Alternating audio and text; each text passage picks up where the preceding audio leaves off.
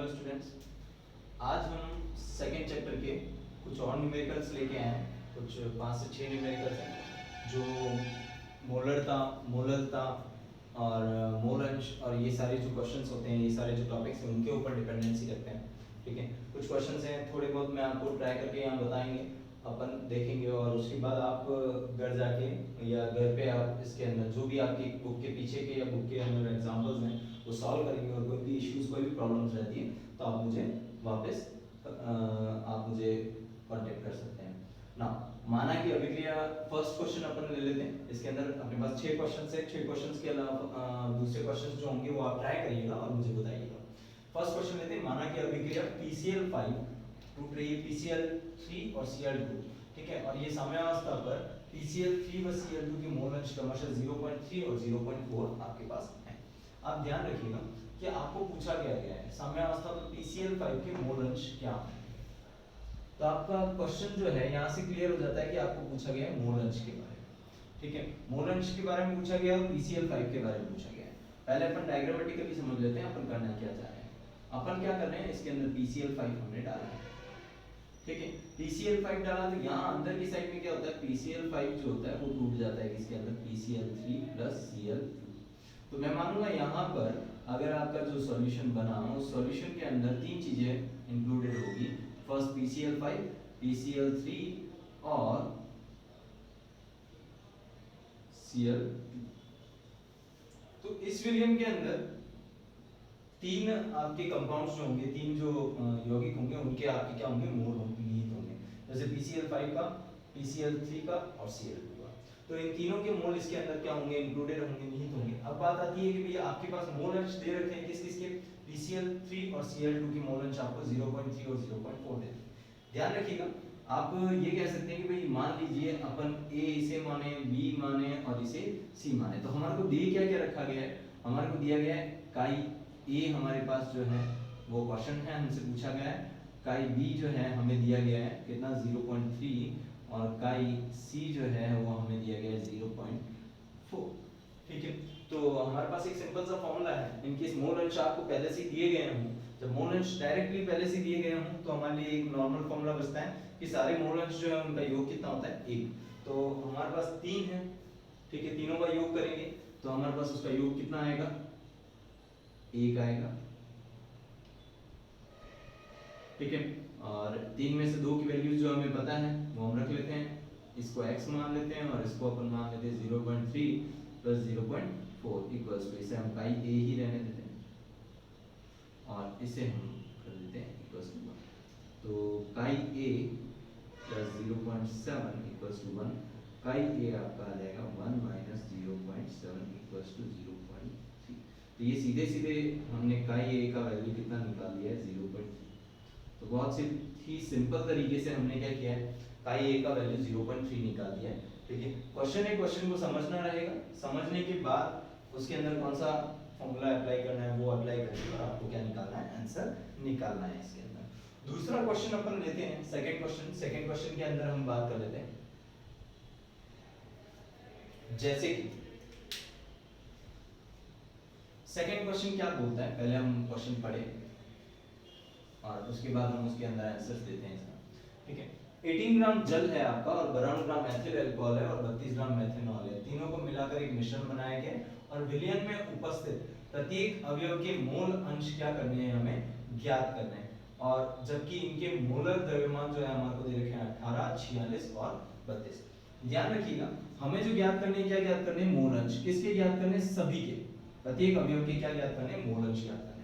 अब मोल अंश ज्ञात करने के लिए पहली बात आती है कि मोल अंश ज्ञात करने का हमारे पास फॉर्मूला क्या होता है। तो हम मोल अंश ज्ञात करने का फॉर्मूला जो रहता है वो हमारे पास रहता है मोलों की संख्या बटा कुल मोल की संख्या। तो मोलों की संख्या निकालने के लिए हमारे पास वैल्यूज, हमने पहले भी डिस्कस किया है कि जब ग्राम में वैल्यूज दी गई हो तो हमें निकालने रहेगी मोलों की संख्या। तो पहले हम एक काम करते हैं, इन सभी के मोलों की संख्या की कैलकुलेशन कर लेते हैं, उसके बाद हम मोल अंश के बारे में बात करेंगे। तो पहले अपन बात करें, हमारे को दिया क्या क्या गया है कि भाई अल्कोहल, मेथनॉल और इन सब के क्या दिए गए ग्राम में। तो अपन बात करें क्या क्या दिया गया है, जल का द्रव्यमान वो दिया गया है 18 ग्राम। ठीक है। अल्कोहल का द्रव्यमान वो हमें दिया गया है 52 ग्राम और दिया गया है मेथनॉल का द्रव्यमान वो हमें दिया गया है कितना 30। तो 3 हमारे को द्रव्यमान दिए गए हैं ना। अब हमें मोल निकालना है, तो जल का मोल, क्योंकि हमारे पास अणुभार भी हैं इनके, वो है 18, 46 और 32। तो जल के मोलों की संख्या, जल के मोलों की संख्या कितनी आ जाएगी? 18 ग्राम दिया गया द्रव्यमान बटा W है। अगर ये A है, ये B है और ये C है, तो WA अपॉन MA बराबर 18 ग्राम बटा 18 ध्यान से, ठीक है। तो वो हमारे पास कितना आ जाता है 1। तो ये आपके मोलों की संख्या आ जाती है, जिसे हम बात करेंगे मोलों की संख्या, जिसे हम कह सकते हैं Na हम फाइंड आउट कर रहे हैं इसके, ठीक है। अब बात कर लेते हैं Nb की, ठीक है, जो कि आपके पास क्या है अल्कोहल के मोलों की संख्या इक्वल्स टू WB बटा MB। नाउ WB अपने पास कितना है 52 बटा MB है आपके पास 46 और ये है हमारे पास 2। अब आती है NC, ठीक है। NC आपके पास कितना है मेथेनॉल,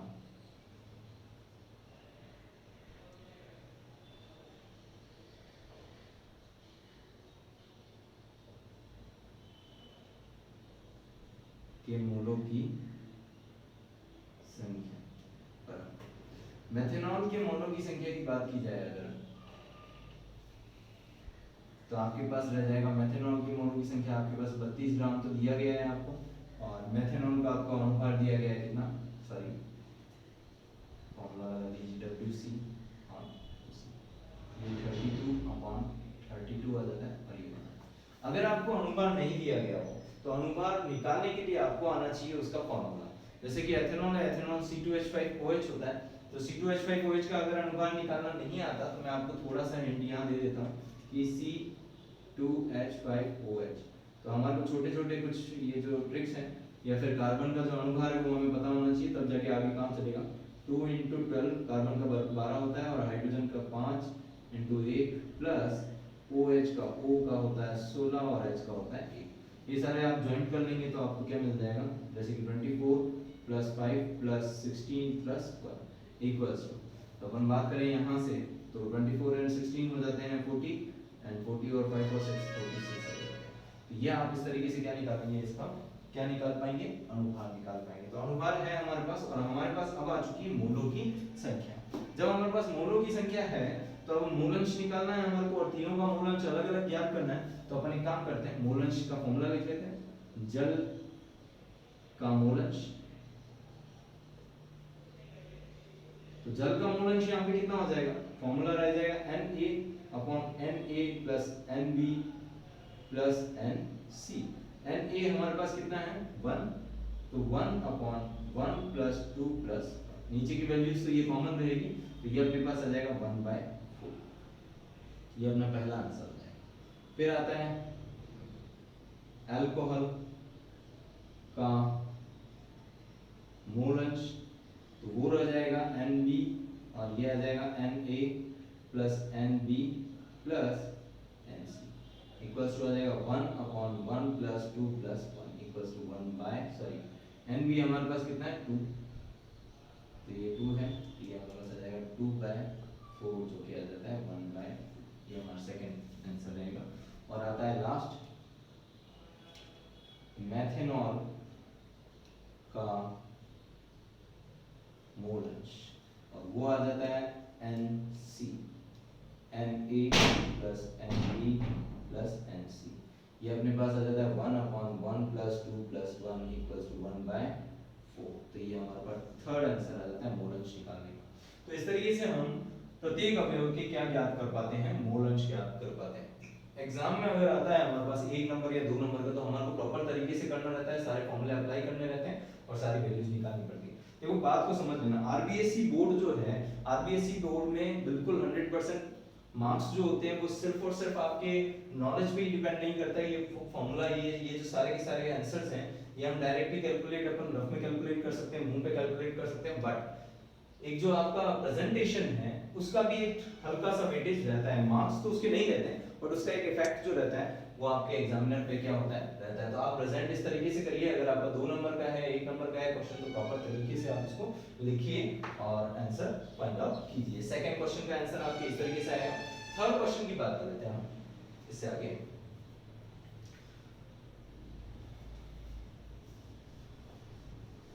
न्यूमेरिकल बहुत ज्यादा इजी रहेंगे केमिस्ट्री के अंदर, और कहीं भी ज्यादा आपको बस थोड़ा सा दिमाग खर्च करना है और थोड़ी प्रैक्टिस करनी है, सीधी सी रहेगी। आपको कुछ अलग टाइप के जो क्वेश्चंस होंगे, सेपरेट टाइप के क्वेश्चन, 4 से 5 टाइप के क्वेश्चंस रहते हैं, वो आपको अलग अलग करने हैं और विचार मतलब प्रैक्टिस करनी है, उसकी अब हो जाएगा आपसे। ऑक्जेलिक अम्ल के 500 ml मोलर विलयन बनाने के लिए कितने ग्राम अम्ल की आवश्यकता होगी? थोड़ा विचार करिएगा। यहाँ पर हमारे को दिया गया है मोलर विलयन, थिंक अबाउट इट। मोलर विलयन से आप क्या समझते हैं? मोलर विलयन का मतलब ये होता है कि 1 मोल विलयन बनाना, ठीक है। तो मोलरिटी हमारे को दे रखी, मोलरता हमारे को दे रखी है कि 1 मोल है, ठीक है। 1 मोल हमारे को दे रखा है और मोलरता उससे, अब अपन क्या करते हैं, अपन इसके अंदर क्या चेक कर लेते हैं, अपन इसके अंदर चेक कर लेते हैं कि मोलरता का फॉर्मूला क्या है, क्योंकि मोलरता हमें दी गई है। तो मोलरता दी गई है तो मोलरता का फॉर्मूला रहता है कि भाई कितने, जो भी आपका विलय है, उस विलय के मोलों की संख्या बटा में क्या आ जाएगा, इसका जो भी आयतन रहेगा, विलयन का जो भी आयतन रहेगा। तो विलयन का आयतन हमारे को 500 ml दे रखा है, मोलरता कितनी है उसकी 1 मोल दे रखा है, और हमारे को इसका क्या करना है, द्रव्यमान ज्ञात करना है। तो आप ध्यान रखिएगा, द्रव्यमान अगर आपको ज्ञात करना है तो थोड़ा सोचिएगा, हमारे पास फॉर्मूला जो रहेगा मोलरता बराबर विलय के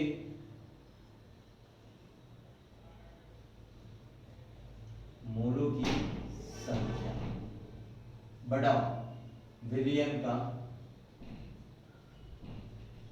आयतन, किसमें, लीटर में। अगर, क्योंकि हमारे पास यहाँ ml में दे रखा है, तो अगर ml में है तो 1000 का आप क्या कर दीजिए, मल्टीप्लिकेशन कर दीजिए। तो मोलरता बराबर, इसे हम चेंज करें थोड़ा, इसके अंदर फॉर्मूले में चेंज करें, तो मोलरता अपन उसके अंदर चले जाते हैं, m बराबर जो रह जाएगा वो विलय के मोलों की संख्या की जगह हम लिख सकते हैं WB बटा MB इंटू V इंटू की ml मल्टीप्लाइड बाय 1000, ठीक है। तो VB हमारे पास जो है वो VB हमारे पास दिया गया है, VB कितना दिया गया है। अच्छा, अब अपने पास जो कैलकुलेशन, ये तो हमारे पास फॉर्मूला पहले क्यों लिखा, ठीक है। फॉर्मूला पहले आपको लिखना नहीं है, आपको समझाने के लिए फॉर्मूला लिखा है कि भाई जैसे कि हमारे पास V हमारे पास दिया गया है 500 ml, ठीक है। MB हमारे को कैलकुलेट करना रहेगा इसके अंदर, ठीक है। WB हमें जो है वो हमें ज्ञात करना है, क्वेश्चन मार्क है, और M हमें दिया गया है। तो यहाँ पर हम बात कर लेते हैं, हम एक बार दिया गया क्या क्या है हमारे पास, क्या क्या वैल्यूज है वो हम लिख लेते हैं। तो हमारे पास वैल्यूज कौन कौन सी है, विलयन का आयतन वो की है V और वो है 500 ml, ठीक है। दूसरा हमारे को दिया गया है इसका विलय का अनुपात, विलय का या फिर मोलरता की बात करें, मोलरता बराबर इसकी हो जाएगी 1, विलय का अनुपात। तो विलय का अनुपात जो रहेगा उसके अंदर अपने पास फॉर्मूला रहेगा H2C2O4, ये ऑक्जेलिक अम्ल का फॉर्मूला, उसके अंदर 2H2 आपके क्या रहेंगे, ऐड रहेंगे। तो अब इसका अनुपात निकालना है, अनुपात निकालने के लिए हम कैलकुलेशन कर लेते हैं, जैसे कि 2 multiplied by 1 plus 2 multiplied by 12 plus 4 multiplied by 16 plus 2 multiplied by 2 multiplied by 1 plus 16। तो ये आपके पास जो रह जाएगा किसका, विलय का अनुपात रह जाएगा। कैलकुलेशन करेंगे तो 2 प्लस आ जाएगा 24 प्लस आ जाएगा 16 इंटू 4, आपके पास कितना रह जाएगा 16 into 4 64 plus 2 multiplied by 2 plus 18 कितना आएगा 18 आ जाएगा ये। तो ये आ जाएगा वैल्यू हमारे पास कितना 226 प्लस 64 प्लस 18 इंटू 2 36। तो यहाँ से अगर कैलकुलेशन बिठाई जाए तो ये हमारे पास 100 हो जाता है और ये कैलकुलेशन आती है हमारे पास 126। तो ये हमारे पास क्या आ गया विलय का अनुभार। विलय का अनुभार हमारे पास आ चुका है। अब हमारे को जरूरत जो रही ये हमारे पास है, ये हमारे पास है और ये हमारे पास है। तो सीधा फॉर्मूले के अंदर हम इस चीज को अगर अप्लाई कर दें, ये सारी वैल्यूज जो हैं अप्लाई कर दें तो हमारे पास क्या आ जाएगा WB। WB क्या है ग्राम में मात्रा। तो पूछा गया जो है कि बनाने के लिए कितने ग्राम अम्ल की आवश्यकता होगी, वो कितने ग्राम अम्ल की आवश्यकता हम निकाल सकते हैं। तो मैं फॉर्मूले के अंदर वैल्यूज पुट कर रहा हूं। m = WB। आपके पास वैल्यू रहेगी वो WB कितनी रहेगी कि भाई WB को मैं WB ही रख देता हूं अपॉन में MB आपके पास 126 रहेगा मल्टीप्लाइड बाय B ml आपके पास कितना रहेगा 500 एंड मल्टीप्लाइड बाय 1000 किसकी वजह से क्योंकि आपने ml में ली गई है। ठीक है, ये कैलकुलेशन आपको करनी रहेगी। अच्छा m की जगह आप कितना लिख सकते हो 1 लिख सकते हो। ठीक है, तो WB यहां से आप निकाल सकते हैं। WB क्या आ जाएगा 126 मल्टीप्लाइड बाय 500 अपॉन में 1000। ऊपर से नीचे चले जाएंगे सारे के सारे। WB इधर रख दीजिए, आप इन दोनों को ऊपर ले जाइए और इसको नीचे ले जाइए पक्षांतर के बाद। तो ये यहां से आपके पास ग्राम में वैल्यू आ जाएगी। ये कैलकुलेशन आप करिएगा। ठीक है, सिंपल सी कैलकुलेशन में से ये 2 से डिवाइड होगा और 2 अगर आप 126 को 2 से डिवाइड करेंगे तो 63 आपके पास ग्राम आ जाता है। ये आंसर रह जाएगा आपका थर्ड क्वेश्चन का। तो इस तरीके से अपन करेंगे। सीधी बात यही है कि पहले हमें जो पता करना है वो पता ये करना है कि हमारे पास फॉर्मूला क्या है, हमारे पास क्या चीजें दी गई है। आपको सारी चीजें जो भी आपको देना है वो सब कुछ आपको क्वेश्चन के अंदर गिवन होगा। ठीक है, आपको उन्हीं से आपको थोड़ा तारतम्य बिठा के और सेट करके और आपको क्या करना पड़ेगा फॉर्मूले के अंदर जो भी आपको चीजें जरूरत है वो अपने लेवल पे निकाल के और लास्ट फॉर्मूले में पुट करके आंसर निकालना है। ठीक है, फोर्थ क्वेश्चन की बात कर ले अपन। थर्ड क्वेश्चन ये हो चुका है अपना। तरीका ये रहेगा अपना, आप एक बार सेल्फ ट्राई कीजिएगा आपको आ जाएगा। फिर दिक्कत रहे तो आप वीडियो चेक कर लीजिएगा। फोर्थ क्वेश्चन की बात कर लेते हैं। 98% द्रव्यमान आयतन, 98% द्रव्यमान आयतन जो है वो H2S4 विलयन की मोलरता क्या होगी यदि विलयन का घनत्व जो है वो 1.84 ग्राम पर ml है।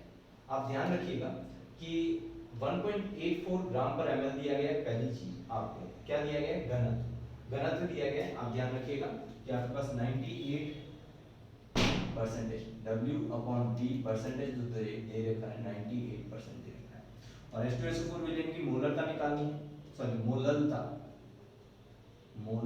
जो है वो आपके पास क्या है क्वेश्चन मार्क है। और यदि विलयन का घनत्व आपको दे रखा है, डेंसिटी आपको दे रखी है, वो कितनी दे रखी है 1.84 ग्राम पर ml। तो मोलरता का फॉर्मूला जो है हमारे पास, मैं आपको याद दिलाना चाहूंगा, मोलरता का फॉर्मूला मैं यही लिख लेता हूं। मोलरता का जो फॉर्मूला है वो है विलय के मोलों की संख्या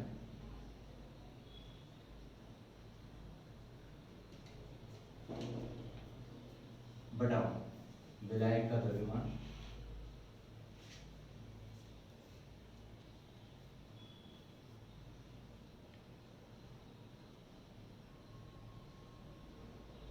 वो भी किसमें केजी। ठीक है, तो अब अपन को क्या करना है कि मोलरता के अंदर मोलों की संख्या अपने पास ना तो मोलों की संख्या है ना ही अपने पास क्या है विलायक का द्रव्यमान है। तो अपन क्या करेंगे मोलों की संख्या भी अपन को ज्ञात करनी रहेगी और विलायक का द्रव्यमान भी हमारे को क्या करना रहेगा ज्ञात करना है। जब आपके पास फॉर्मूले में उपस्थित कोई भी चीज कोई भी वैल्यूज ना हो तो आप क्या करेंगे, फिर आपको ये ध्यान रखना रहेगा अगर आपको कोई परसेंटेज वैल्यू दे रखी है तो आप शुरू करेंगे कि आपका टोटल कुल परसेंटेज वैल्यू का मतलब क्या है W द्रव्यमान बटा आयतन।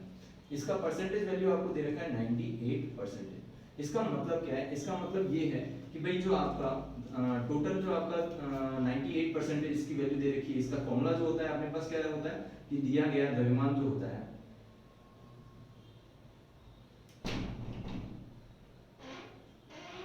बटा। आपके पास क्या रहेगा, आयतन की 100 ml आपके पास आयतन जो रहता है, जो भी विलयन का आयतन रहता है, विलयन का आयतन, ठीक है, उसके बेसिस पे। और वो कब आ सकता है, 98% तब आएगा कि जब भाई दिया गया द्रव्यमान और विलयन का आयतन, सॉरी इनटू आपको क्या करना रहेगा, दिया गया द्रव्यमान बटा विलयन का आयतन इनटू 100। तो 98% जो रहेगा, वो 98% जो रहेगा वो कितना कब आ सकता है, भाई दिया गया द्रव्यमान आपका कितना हो 90, विलय का द्रव्यमान जो हो 98 और विलयन का आयतन कितना हो 100 ml, और मल्टीप्लाइड बाय अगर मैं 100 करूं तब 100 से 100 कटेगा और 98 आपका क्या आएगा, दिया गया द्रव्यमान, वो आ जाएगा ग्राम में, ठीक।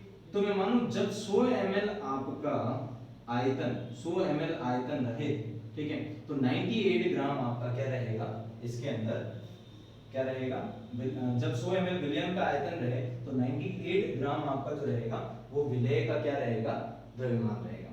चेक करें, अगर मैं यहाँ लिखूं विलयन का आयतन यदि 100 ग्राम है, सॉरी विलयन का आयतन यदि 100 ml है तो 98 ग्राम इसका क्या होगा, सॉरी विलय का द्रव्यमान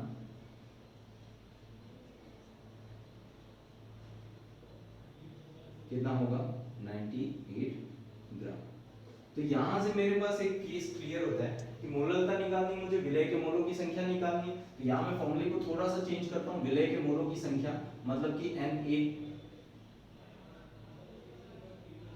अगर विलय A है तो, और यहाँ पे मैं बात करता हूँ अगर मुझे भार चाहिए किसका, विलायक का, तो मैं लिख लेता हूँ WD, ठीक है, और ml में है अगर वो, सॉरी ml में क्या ग्राम में है, kg में यहाँ मुझे चाहिए, इक्वल्स टू, इसी को मैं तोड़ता हूँ Na की जगह में लिख लेता हूँ WA upon MA multiplied by WA, ये किसमें होना चाहिए, kg में होना चाहिए, ठीक है, ये फॉर्मूला। तो हम जो करना चाह रहे हैं, हम क्या करना चाह रहे हैं, 98 ग्राम मेरे पास WA की वैल्यू आ चुकी है, हमें निकालनी मोललता, तो 98 ग्राम मेरे पास WA की वैल्यू आ चुकी है,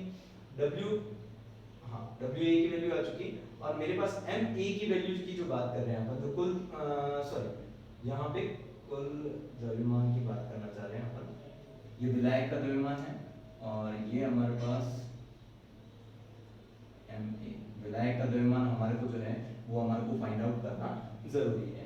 MA की वैल्यू है तो हमारे पास क्या दिया गया है 98 H2SO4, H2SO4 के बेसिस पे अपन यहाँ पे निकाल लेते हैं H2SO4 का MA का मान, H2SO4 का अणु भार, ये कितना हो जाएगा MA जो हो जाएगा वो कितना हो जाएगा H2SO4,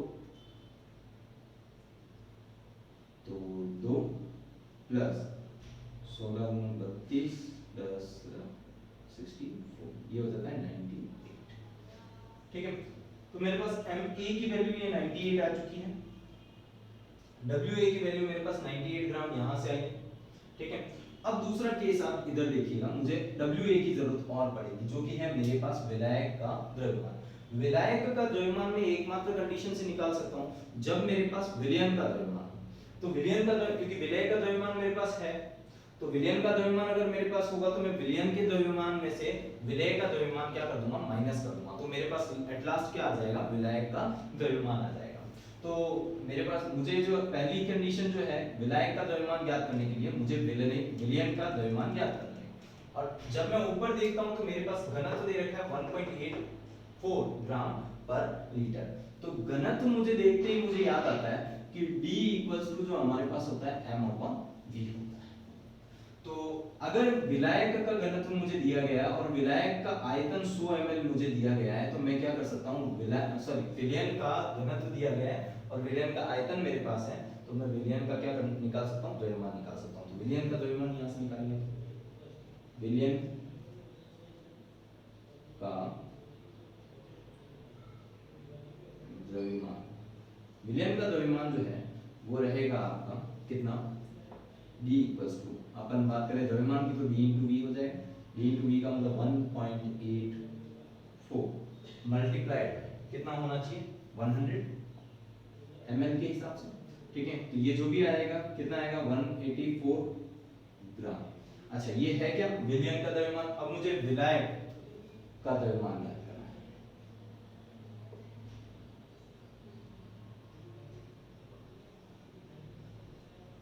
तो विलायक का द्रव्यमान मेरे पास क्या आ जाएगा 180 विलयन का द्रव्यमान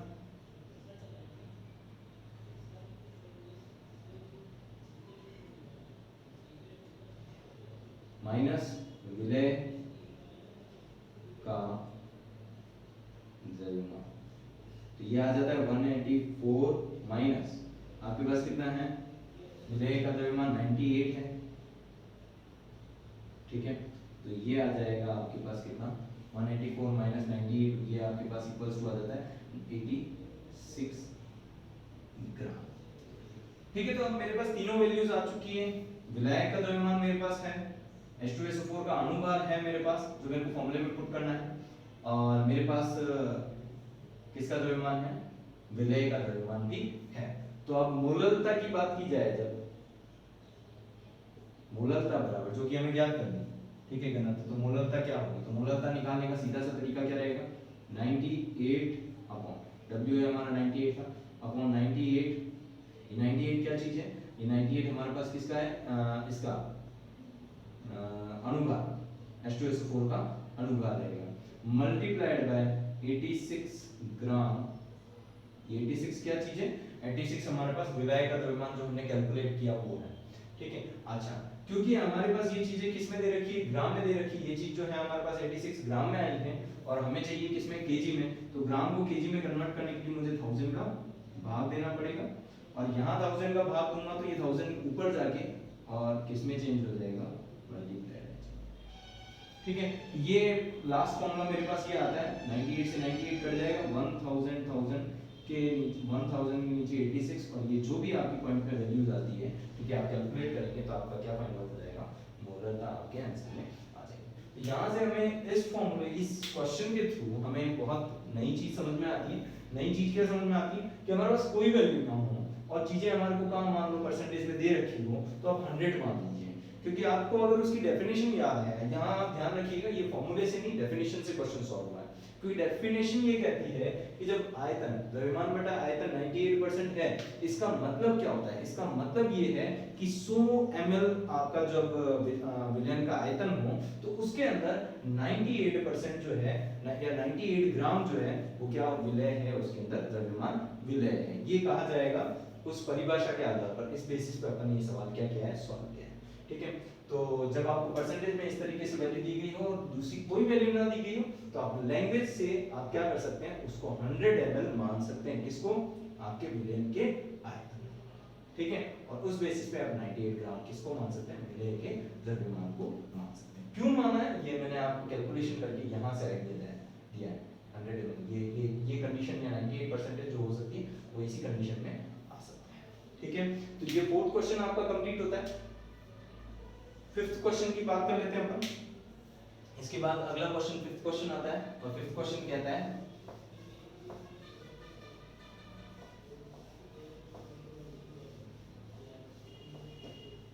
फिफ्थ क्वेश्चन कहता है जल का आपेक्षिक घनत्व यदि 1 है तो शुद्ध जल में H2O की मोलरता ज्ञात कीजिए। वापस थोड़ा सा डर लगता है, क्यों, क्योंकि हमें निकालना क्या है मोलरता, पर हमें कुछ भी दिया हुआ नजर नहीं आ रहा है। तो नजर नहीं आ रहा है बट आप उसकी लैंग्वेज को समझे, अगर आप उसको माने देखेंगे कि आपेक्षिक घनत्व आपको दिया गया है किसका जल का, क्या दिया गया है जल का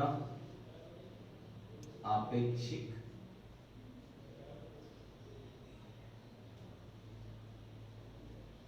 घनत्व। आपेक्षिक घनत्व जो है आपका कितना दिया गया 1 दिया गया। अब आपेक्षिक घनत्व 1 होने का मतलब क्या है, density equals to m upon v होता है, और डेंसिटी आपकी 1 कब होगी जबकि आपका m और v जो हो जाएगा वो क्या हो जाएगा इक्वल हो जाएगा। आप थोड़ा ध्यान से समझिएगा इक्वल हो जाएगा। अब बात यहाँ आती है कि H2O की मोलरता क्या करनी है H2O की मोलरता। अब मोलरता क्या करनी, तो अपने पास कोई वैल्यू तो है ही नहीं, तो मोलरता का फॉर्मूला आप पहले लिख लीजिए।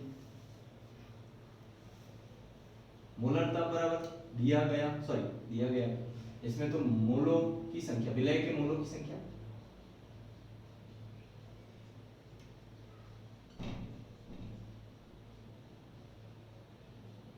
बटाव में क्या आ जाएगा, विलयन का आयतन, इसके अंदर ml।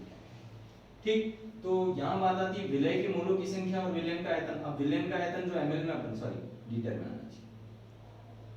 अब आप ध्यान रखिएगा, विलयन का आयतन अगर आपको क्या चाहिए, लीटर के अंदर चाहिए, ठीक है। तो अपन ये मान के चलते हैं कि मोलरता में विलयन का आयतन, अपन मोलरता किसे कहते हैं कि 1 लीटर आयतन में कितना, 1 लीटर आयतन में विलय के मोलों की संख्या कितनी है, ये हम किसे कहते हैं, मोलरता कहते हैं। तो मैं मान के चलूंगा आपका विलयन का आयतन मान के चलते हैं अपन कितना, 1 लीटर। यदि अपन यहां पर 1 लीटर मानेंगे, ठीक है, तो जो आपका m है, जो m है, m का मतलब ये है कि जो द्रव्यमान है आपका, ठीक है, किसका, विलयन का जो द्रव्यमान होना चाहिए वो क्या हो जाएगा, 1 किलोग्राम। 1 किलोग्राम पे है। अब इसको 1 लीटर 1 किलोग्राम कहो या फिर आप 1000 ml और 1000 ग्राम, कोई भी दिक्कत नहीं, ठीक है। तो यहाँ बात आती है हमारे को निकालना क्या है, मोलरता ज्ञात करनी है। विलय के मोलों की संख्या कैसे निकालेंगे, विलय के मोलों की संख्या के लिए मेरे पास दो चीजें हैं, आपके पास W A अपॉन में MA मल्टीप्लाइड बाय विलयन का आयतन होना चाहिए, फॉर्मूला ये रहेगा, ठीक है। तो आप याद रखिएगा, विलय के मोलों की संख्या के लिए मुझे विलय का मेरे पास क्या होना चाहिए, द्रव्यमान होना चाहिए, पहली चीज। और विलय का द्रव्यमान के अलावा मेरे पास क्या होना चाहिए, MA का मतलब क्या होता है, MA का मतलब आपके पास जो सारा का सारा आपके अनुभाग इसका, ठीक है। तो मेरे पास अपन बात किसकी कर रहे हैं, जल का आपेक्षिक घनत्व एक मानते हो शुद्ध जल में, ठीक है। तो शुद्ध जल में H2O की मोलरता, तो आप कहेंगे कि जल में जल ही मिक्स किया जा रहा है एग्जैक्टली। और विलय की बात करें तो विलय का जो आपका दिया गया द्रव्यमान जो है वो हमारे पास दिया गया है कितना, 1 किलोग्राम। किस बेसिस पे, शुद्ध जल का आपेक्षिक घनत्व, जल का आपेक्षिक घनत्व आपने कितना मान रखा है, 1। तो दिया गया द्रव्यमान 1 kg हो जाता है या फिर क्या हो जाता है 1000 ग्राम। और आपके पास अनुपात जो हो जाता है वो आ जाता है 55, अनुपात जो हो जाता है वो कितना हो जाता है, जल का 18। तो ये अपने पास क्या आ जाता है, जैसे 1000, ये तो अपने पास दिया गया द्रव्यमान हो गया, ठीक है। ये तो हो गया ग्राम के अंदर। अगर ये ग्राम के अंदर है तो MA आपके पास कितना आ जाएगा, MA आपके पास आ जाएगा 80 अनुपात, ये किसका है, जल का अनुपात। और V जो है वो आपका कितना है 1000। अगर मैं ml में लेता हूं तो मुझे 1000 वापस मल्टीप्लाई करना पड़ेगा, इसलिए मैं 1 लीटर में इसको ले लेता हूं। तो ये 1 लीटर है। अब मेरे पास वैल्यू जो आएगी 1 लीटर, एक तो अपना कोई काम का नहीं रहेगा, ठीक है। 1000/80 आपको कैलकुलेट करना रहेगा, और जो भी कैलकुलेशन आएगी वो आपकी कैलकुलेशन जो कहलाएगी वो क्या कहलाएगी, उसकी मोलरता कहलाएगी। तो यहाँ से आप इस तरीके से क्या प्राप्त करेंगे, मोलरता या m प्राप्त कर लेते हैं। किस बेसिस पे, खाली इस m के बेसिस पे कि घनत्व कितना है, 1। फॉर्मूला आपको इस तरीके से अप्लाई करना है, फाइंड आउट करना है कि भाई क्या दिया गया है, लैंग्वेज पता करके उसके बेसिस पे। तो ये भी लैंग्वेज पे था एक क्वेश्चन, ये भी अच्छा क्वेश्चन है, इसका भी आप ध्यान रखिएगा, ठीक है। अगला क्वेश्चन आ जाता है आपके पास, लास्ट क्वेश्चन जो अपन बात कर रहे हैं 0.5। थोड़ा हटके है ये क्वेश्चन क्योंकि ये नॉर्मलता पे, ठीक है। एक क्वेश्चन मैंने नॉर्मलता का इसलिए डाला है ताकि आप थोड़ा बहुत आइडिया लगा सकें, ठीक है। बट उसके अंदर फॉर्मूला वो लाया जाएगा जो अभी तक हमने डिस्कस नहीं किया। तो नॉर्मलता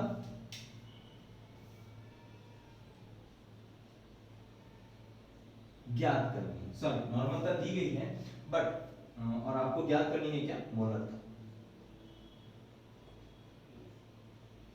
तो आप ये ध्यान रखिएगा कि मोलरता आपको ज्ञात करनी है। आपको जो दिया गया है Na2CO3 और उसकी नॉर्मलता दे रखी है 0.5, ठीक है।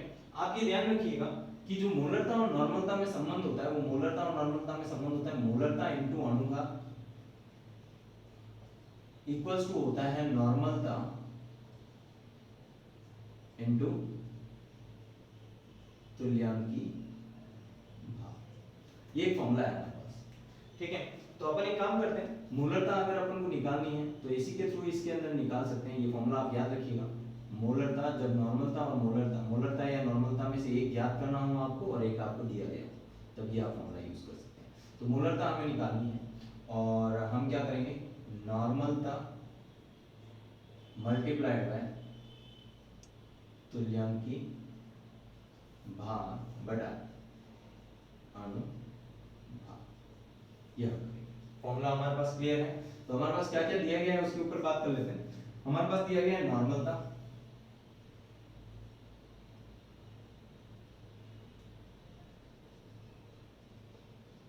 वो हमें दे रखी है 0.5 n, ठीक है। और Na2CO3 हमारे पास फॉर्मूला है, तो Na2CO3 का अनुभाग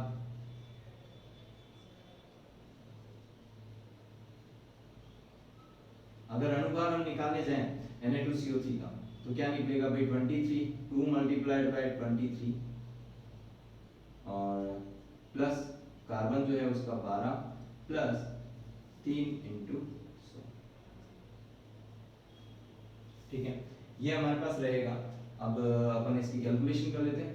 46 प्लस 12 प्लस 16 इंटू 3, ये आ जाता है 48।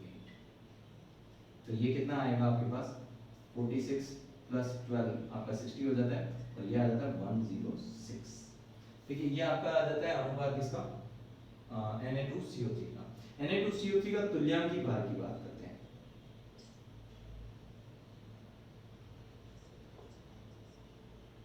जब हम यहाँ नोटिस करते हैं, जब हम इसे तोड़ें तो प्लस जो आयंस हैं इसके अंदर Na प्लस आयंस वो कितने हैं 2।